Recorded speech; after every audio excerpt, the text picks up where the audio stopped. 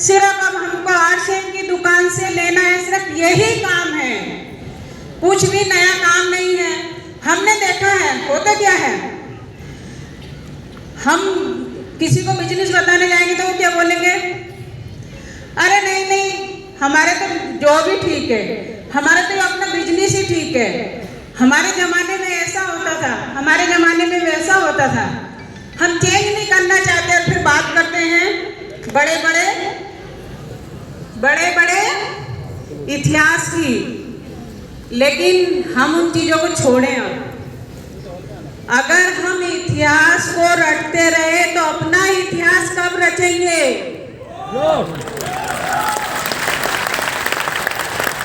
हमको इतिहास रचने के लिए रटना नहीं है कि उसने ये काम करा, उसने ये इतिहास बनाया। हमको उस तरह का इतिहास रचना है। मार्च महीने में आप लोगों ने देखा था कि किस तरह से पिनों की बौछार हुई थी, किस तरह से रिकॉर्ड तोड़े गए थे, लेकिन आज सितंबर मंथ हमारे लिए उन रिकॉर्डों को भी तोड़ने वाला है। एक गोल लेके जाएं और अपना फोकस रखें कि इधर उधर ना देखें। सिर्फ अर्जुन की तरह, जैसे अर्जुन को चिड़िया की आंख दिखाई दी थी, पेड़ पौधे आसपास मित्र खड़े कुछ नहीं दिखाई दिया था, सिर्फ चिड़िया की आंख। इसी तरह हमारे जो ये मंथ है वो टारगेट मंथ है, सितंबर का महीना है। सिर्फ हमको अपने टारगेट पे विशेष ध्यान देना है, कुछ नहीं देखना रिश्तेदारी में क्या हो रहा है, या पत्नी झगड़ा कर रही है उसको भी थोड़ा सा साइड में कर देना कि अगले महीने खूब लड़ेंगे, इस महीने नहीं, इस महीने कोई फरमाइश नहीं। तो हमको सिर्फ एक फोकस अपना क्या बना के रखना है। हमारे यहाँ पे अगर आपने देखा होगा पहले ऋषि मुनि तपस्या करते थे तो उनका ध्यान सिर्फ अपनी तपस्या भगवान में ही नहीं रहता था, कुछ ध्यान नहीं देते थे कि शेर आएगा कि बिच्छू आएगा कि चींटियां उनके ऊपर चढ़ रही हैं, या मिट्टी का जो एक बिंब बना लेते हैं वो उनको पूरा कवर कर लिया। क्यों? क्योंकि उनका एक फोकस था परमात्मा से। वही फोकस हमको आज यहाँ से लेके जाना है कि सितंबर मंथ में हमको कुछ ऐसा करना है कि जो कोठारी सर की टीम है सब देखते रह जाए कि नंबर 1 टीम।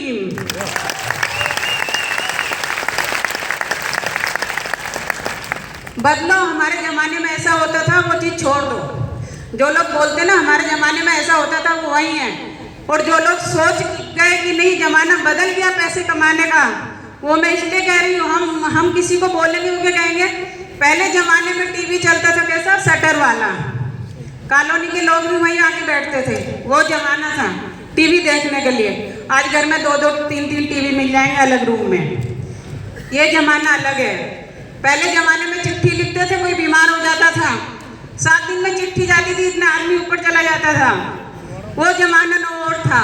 पहले ज़माने में हम अगर अपनी सपने पूरे करते थे तो जॉब और बिजनेस इनसे सपने पूरे हो जाते थे, लेकिन आज एक घर में 3-3 बाइक है, 2-2 कार हैं, क्या उससे पूरी हो जाएंगे सपने?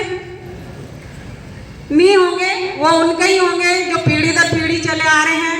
लेकिन हमको अपने सपने पूरे करने हैं तो पैसे कमाने का और अपने बच्चों का सपना करने का ये आरसीएम ही बिजनेस है।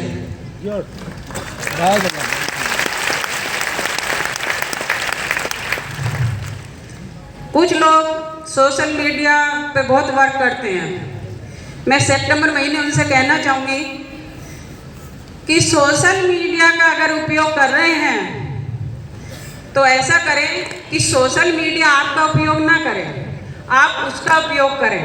सितंबर महीने में आपका अगर मैसेज जाना है तो टारगेट के लिए जाना चाहिए, ना कि फालतू बातों के लिए, क्योंकि हमको ये चीज़ देखनी है कि सोशल मीडिया हमारा इस्तेमाल कर रही है, हम सोशल मीडिया का इस्तेमाल कर रहे हैं।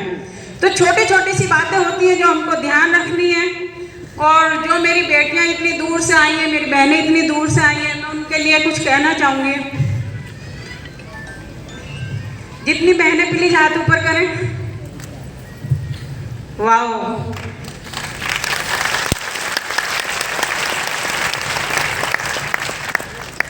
ज़्यादा समय नहीं लगा इनको यहाँ लाने में।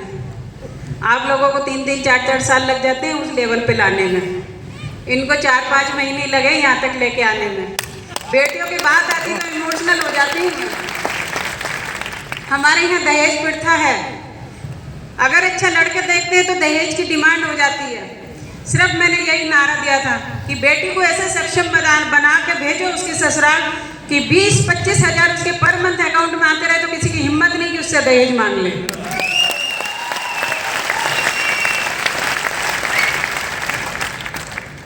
ज़्यादा समय शायद नहीं मिलेगा मेरे को, फिर भी जो आज गुड्डोट ने ऑफर दिए हैं, तो मैंने भी कल सुना था, सर कोर्ट टीम में थे तो वो प्रोग्राम चल रहा था, मैंने उसमें ऑफर के बारे में सुना तो आप लोगों को पता नहीं कैसा लगा, लेकिन मुझे रात को 2:30 बजे नींद खुल गई मेरी। पहले तो सर बोले कि सो जाओ, 12 बज रहे हैं। मैंने कहा सोऊंगी, अभी टाइम नहीं हुआ, मैं ऑफर के बारे में सोच रही हूँ। लेकिन 2:30 बजे आँख खुली तो फिर ऑफर को वो सुन रही थी, देख रही थी, वो नींद ही नहीं आ रही, तो क्या करूँ। तो सर भी 2 बार उठे। सर ने मुझे सुबह बताया कि तुम मोबाइल चला रहे थे, तो मुझे नींद इसलिए नहीं आई कि ये टूर देंगे कैसे, वहाँ पे तो होटल ही नहीं है। क्योंकि ये जो बेटियां हैं, इन्होंने गुड्डोट की इतनी अच्छी अच्छी रेसिपी बना के 4-5 महीने में सबको मजबूत कर दिया। हमारी बेटियों को गुड्डोट के हर तरह की रेसिपी बनानी आती है कि उस गुड्डोट से कितने तरह की रेसिपी बनानी आती हैं, किनोवा से भी कितने तरह के वो आइटम बना लेती हैं। तो बस मैं यही सोच रही थी कि जैसे हमारे अंदर एक वो रहती है कि बच्चे को लेके एक चिंता रहती है कि इसकी शादी करेंगे तो ये तैयारी करनी, वो तैयारी करनी है। लेकिन जब इन बच्चों से मैंने बात करी थी कि आपको पिन अचीव करनी है सितंबर मंथ में, इन्होंने कहा जी मैम हम जरूर करेंगे। लेकिन मैं सोचती थी कैसे करेंगे, लेकिन जब हमारी भावना अच्छी होती है तो ऊपर वाला भी साथ देता है। तो देखिए आप लोगों के लिए गुड्डोट लेकर आया एक महा ऑफर। अब उदयपुर में बस मेला लगने वाला, जो आरसीएम को नहीं समझता वो समझ जाएगा इन टूर की वजह से। तो मैं अपनी बेटियों से, अपनी बहनों से यही कहना चाहूँगी कि हमको ज़्यादा से ज़्यादा अपना इसमें वर्क करना चाहिए। जो भी कंपनी की तरफ से ऑफर है, कीसोल की तरफ से ऑफर है, गुड्डोट की तरफ से ऑफर है, हम उनको जरूर अचीव करें। होता क्या है कि हम दूसरी साइड निकल जाते हैं और वो जो मेन चीज़ रहती है वो हम भूल जाते हैं। और एक लास्ट में एक बात और कहना चाहूँगी कि कुछ लोग पता नहीं प्रोडक्ट को कितने हल्के में लेते हैं, लेकिन जब हम उस प्रोडक्ट को सीरियस लेते रहेंगे तो हमें बहुत अच्छे रिजल्ट मिलेंगे। मैं जब पहले अकेडमी में आई थी तो कुछ दोस्तों ने मेरा फ़ोटो खींचे होंगे, उनसे मैं अभी पिछले महीने मिली तो उन्होंने सर को मेरा वो फ़ोटो भेजा और कहा कि सर पहले मैम इतने मोटे थे, अब इतने पतले कैसे हो गए। तो मैं उन लोगों के लिए बताना चाहती हूँ जो हेल्दी है और हेल्थ पे काम करके अपना टारगेट पूरा कर सकते हैं। तो मैंने कुछ भी नहीं करा, मैं ना डाइट का प्लान लेती हूँ, ना मैं एक्सरसाइज करती हूँ, सिर्फ मैंने कंटिन्यू गामा ओरिजिनल यूज किया। और ये जो हमारी बेटियाँ इतनी दूर दूर से आई हैं, मैं चाहूँगी एक बार स्टेज पे आए। जो भी बेटियाँ पिन लेने की तरफ हैं, जो भी बेटियाँ अपना टारगेट लेने की तरफ है, वो बेटियाँ प्लीज मेरी एक बार स्टेज पे आए। हम जानते हैं कि पुरुष को मिलता है ये स्टेज पिन के बाद, लेकिन मैं चाहती हूँ कि हमारी बेटियाँ आए और आप लोग फोटो लें और बताएं कि ये अगले महीने टारगेट लेने के लिए रेडी हैं, क्योंकि ये बेटियाँ ही हैं जो हमारी इन घर में जाके प्रोडक्ट चेंज करा सकती हैं, हर नारी को सक्षम बना सकती हैं। तो मेरा यही रहेगा कि जो भी हमारी बेटियां पिन की तरफ हैं, बेटियों से मतलब बेटियां नहीं है, जो भी लेडीज है वो भी किसी की बेटी है, यही हमारा प्रोग्राम है। जो भी लेडीज है वो भी किसी की बेटी है, वो बहनें भी प्लीज स्टेज पे आए।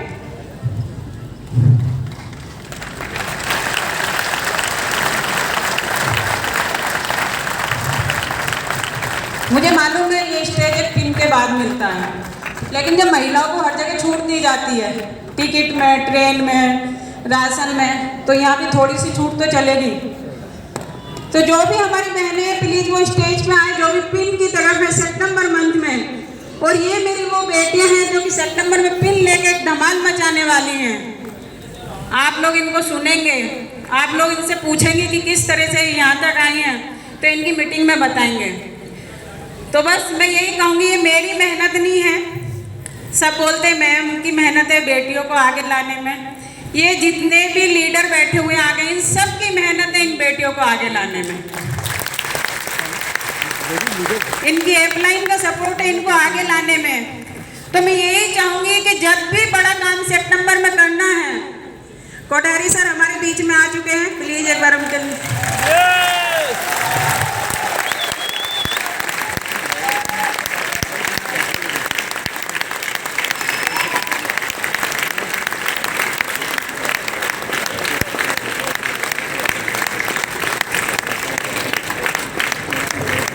Thank you.